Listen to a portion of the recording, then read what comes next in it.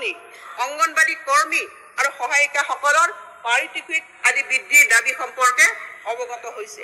জনস্বাস্থ্য আৰু সমাজ কল্যাণৰ ক্ষেত্ৰত তেওঁলোকে আগবঢ়োৱা মূল্যৱান অৰিহণাৰ প্ৰতি স্বীকৃতি প্ৰদান কৰি 2025 চনৰ 1 অক্টোবৰৰ পৰা তেওঁলোকৰ পাৰিতোষিক চৰকাৰী ভাত্তা সংশোধন কৰাৰ লগতে এককালীন সাহায্য প্ৰদানৰ বাবে আমি সিদ্ধান্ত গ্ৰহণ কৰিছোঁ।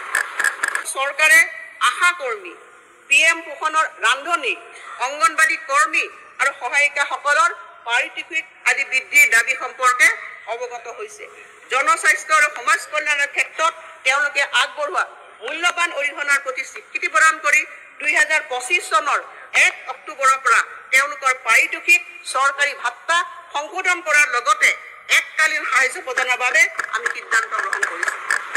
চৰকাৰে আশা কৰ্মী, PM পোষণৰ ৰান্ধনী, অংগনবাড়ী কৰ্মী আৰু সহায়িকাসকলৰ পাৰিতোষিক আদি বৃদ্ধিৰ দাবী সম্পৰ্কে অৱগত হৈছে।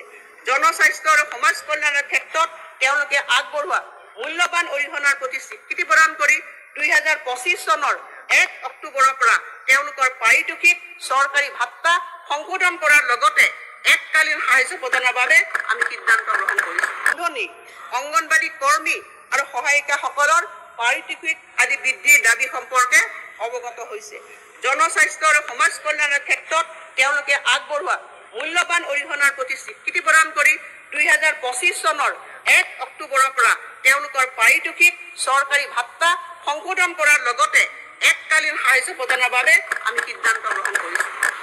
চৰকাৰে আশা কৰ্মী, PM পোষণৰ ৰান্ধনী, অংগনবাড়ী কৰ্মী আৰু সহায়িকাসকলৰ পাৰিতোষিক আদি বৃদ্ধিৰ দাবী সম্পৰ্কে অৱগত হৈছে। জনস্বাস্থ্য আৰু সমাজ কল্যাণৰ ক্ষেত্ৰত তেওঁলোকে আগবঢ়োৱা মূল্যৱান অৰিহণাৰ প্ৰতি স্বীকৃতি প্ৰদান কৰি 2025 চনৰ 1 অক্টোবৰৰ পৰা তেওঁলোকৰ পাৰিতোষিক চৰকাৰী ভাত্তা সংশোধন কৰাৰ লগতে এককালীন সাহায্য প্ৰদানৰ বাবে আমি সিদ্ধান্ত গ্ৰহণ কৰিছোঁ। চৰকাৰে আশা কৰ্মী, PM পোষণৰ ৰান্ধনী, অংগনবাড়ী কৰ্মী আৰু সহায়িকাসকলৰ পাৰিতোষিক আদি বৃদ্ধিৰ দাবী সম্পৰ্কে অৱগত হৈছে।